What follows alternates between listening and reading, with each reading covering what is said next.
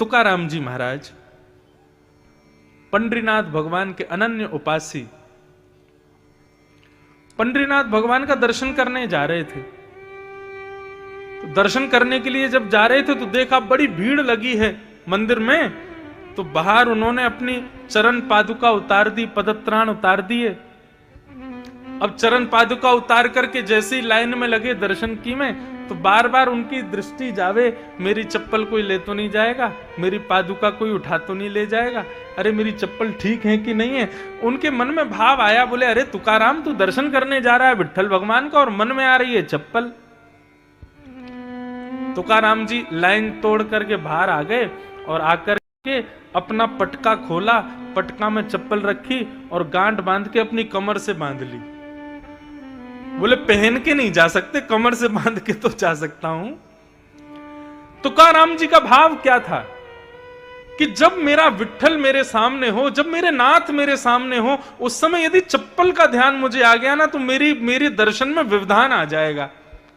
तो कहीं ये चप्पल व्यवधान का कारण ना बन जाए, तो अपनी कमर पे बांध ली और तुकाराम जी चले गए मंदिर में भीतर। अब मंदिर में खड़े थे, सब लोग कीर्तन कर रहे थे, जय जय राम कृष्ण हरि। तभी एक की नजर पड़ गई कि तुकाराम जी ने कमर पे चप्पल बांध रखी।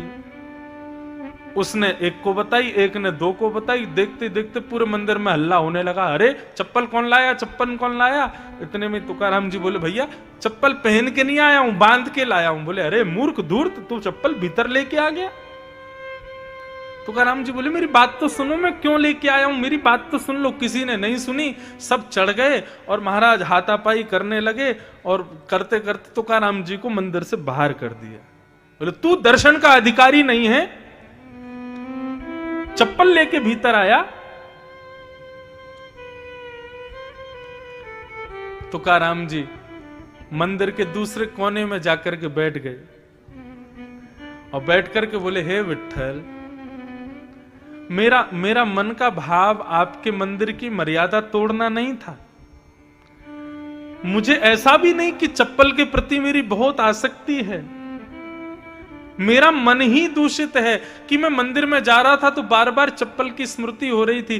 तो मैंने तो केवल इसलिए यह किया था कि आपका दर्शन करने जब मैं सामने आपके खड़ा हूं उस समय मेरी चप्पल का स्मृति मेरे अंदर ना आ जाए, इसलिए मैंने कमर से बांध ली थी। हे नाथ, यदि मुझसे अपराध हुआ हो तो क्षमा कर देना। हमेशा के लिए प्रतिबंध कर दिया कि आज के बाद तुम कभी विट्ठल भगवान के दर्शन नहीं कर पाओगे।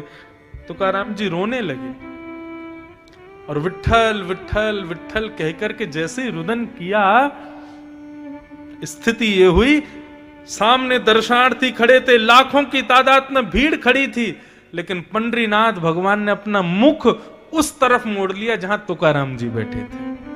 अपना मुख ही मोड़ लिया, मंदिर का द्वार ही मोड़ दिया।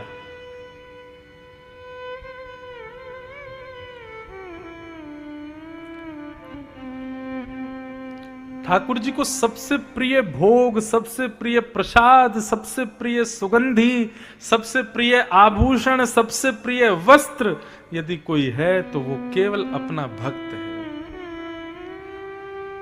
जब उनका प्रिय भक्त सन्मुख आता है ना तो उसको देख करके ही ठाकुर जी तृप्त हो जाते हैं, मतलब मानो भोग लग गया।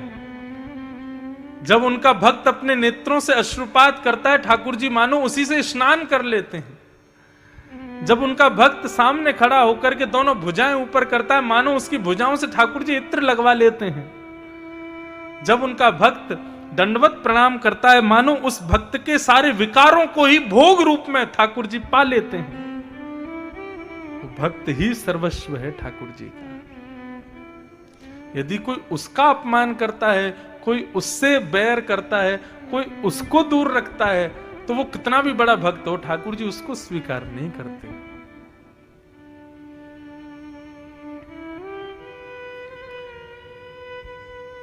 अब ये पद गाने से मैं रुक नहीं पा रहा हूं, गा ही देता हूं। ठाकुर जी किसको अपनाते हैं?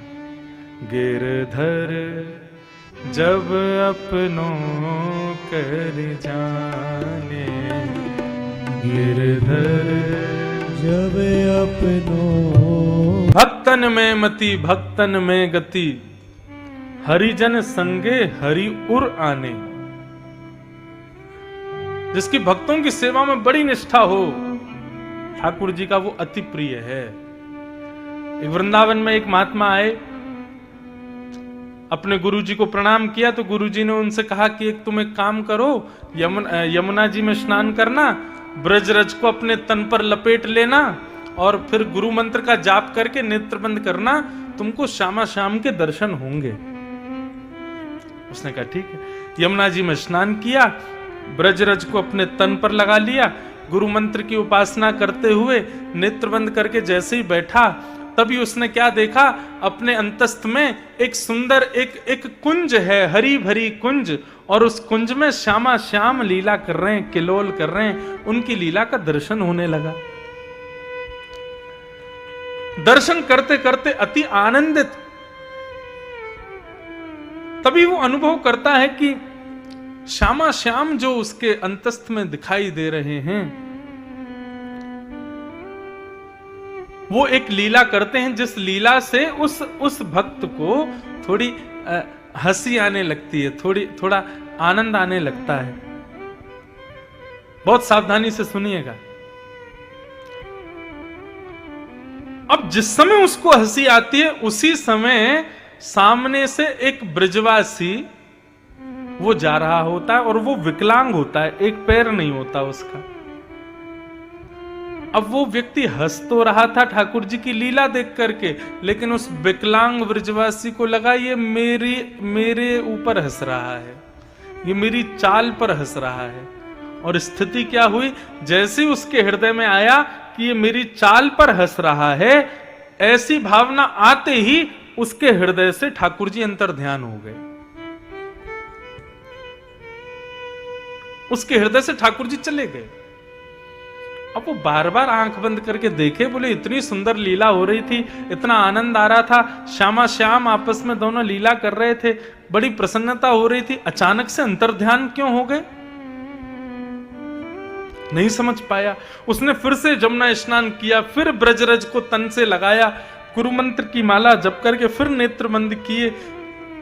कुंज तो दिख रहा है, आवाज तो ठाकुर जी की आ रही है, किशोरी जी हंस रही हैं, श्याम सुंदर लीला कर रहे हैं, ये सब अनुभव तो हो रहा है, लेकिन ठाकुर जी दिख नहीं रहे। अति व्याकुल 3-4 दिन तक जब उसको दर्शन नहीं हुए, दौड़ करके अपने गुरुदेव के पास गया। बोले गुरुजी, एक दिन ऐसे ऐसे लीला हो रही थी, ठाकुर जी ने ऐसी लीला की कि मुझे जोर से हंसी आने लगी, मैं हंसने लगा।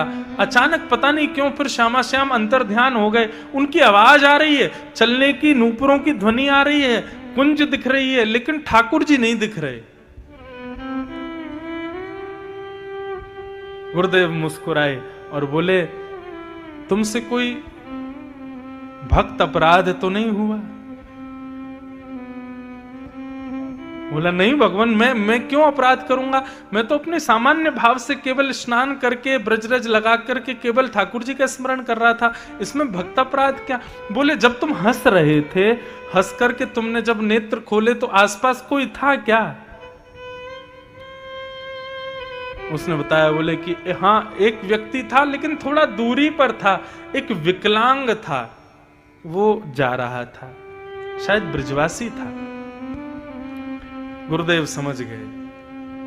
बोले बेटा, तुम हंस रहे थे ठाकुर जी की लीला देख करके, लेकिन उसको लगा तुम उसकी दुर्बलता पे हंस रहे हो, और इसी भक्त अपराध की वजह से ठाकुर जी तुम्हारे हृदय को छोड़ के चले गए।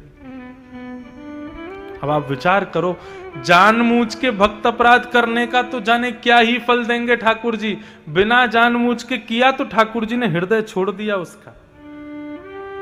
चरणों में गिर गए, बोले भगवान अब मैं क्या करूं, कब आएंगे ठाकुर जी मेरे हृदय में पुनः? महात्मा ने बताया, बेटा बहुत लंबा अब कार्य तुझको करना पड़ेगा। बोले क्या? बोले 1 महीना पर्यंत वृंदावन की परिक्रमा में बैठ करके जितने लोग वहां से गुजरे सबसे प्रणाम करके सबसे क्षमा मांगना, चाहे कोई भी हो, वृंदावन की परिक्रमा दे रहा हो, कोई भी व्यक्ति भक्त यहां से निकले तुम्हारे सामने से, उसको प्रणाम करना, कान पकड़ के क्षमा मांगना कि मुझे क्षमा कर दो। जब इस प्रकार 1 महीना पर्यंत तुम समस्त ब्रजवासियों से क्षमा मांगोगे, तब ठाकुर जी तुम्हारे हृदय में आएंगे। आप ठाकुर जी का भोग लगा रहे हो, नमक मिर्च दाल में ज्यादा पड़ गई, ठाकुर जी उसको सहन कर लेंगे। आप ठाकुर जी का श्रृंगार करते समय यदि ठाकुर जी तुम्हारे हाथ से गिर जाए, नीचे बेचारे इनके सिर में लग जाए, ठाकुर जी उसको भी स्वीकार कर लेंगे। भरी ठंडी में ठंडे पानी से नहला दोगे, ठाकुर जी स्वीकार कर लेंगे। लेकिन यदि किसी भागवत का, भागवत यानी भगवान का, किसी भक्त का अपराध यदि कर दिया, ठाकुर जी क्षमा नहीं करेंगे। और उसकी क्षमा की विधि बहुत लंबी है। इसलिए बंधुओं, ठाकुर जी ने तुमको स्वीकार किया है। ये कब जानो? कथा में और भगवान के भक्तों में जब रति हो जाए तो समझना ठाकुर जी ने स्वीकार किया। कई लोग बोलते हैं ना मेरे पास आके, महाराज जी हम ना हर महीने सालासर जी जाते हैं, महाराज जी हर 2 महीने में गिरिराज जी परिक्रमा लगाने जाता हूं, महाराज जी मैं हर साल बद्रीनाथ जाता हूं, महाराज जी मैं हर साल 4 धाम करके आता हूं। मुझे ज्यादा प्रशंसा नहीं होती, लेकिन कोई कहता है ना, महाराज जी हर महीने मेरे यहाँ कोई भगवान के दिव्य भक्त आते हैं, संत आते हैं, आके प्रसाद पाते हैं, मेरे यहाँ की सेवा देख के प्रसन्न